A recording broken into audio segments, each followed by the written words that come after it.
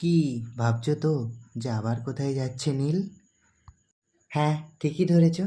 আবার একটা অনুষ্ঠান বাড়ি চলে এসেছি। তবে এটা অন্নপ্রাশন বাড়ি না, এটা জন্মদিন বাড়ি।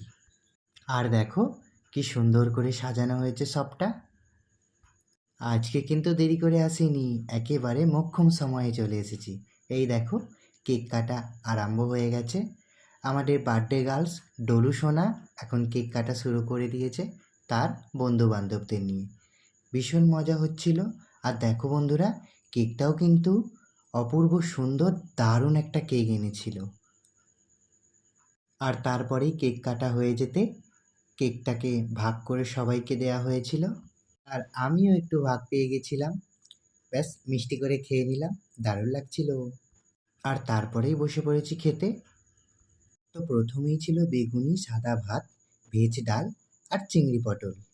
এই দেখো আমার বাসায় আজকে কে খেতে বসেছে। ওটা হলো আমাদের সোনু সোনা।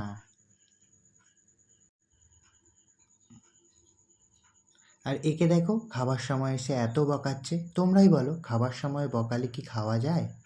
তো তারপরে ছিল চিকেন, চাটনি, পাঁপড়, মিষ্টি, আইসক্রিম আর পান মশলা। টাটা আজকের মতন।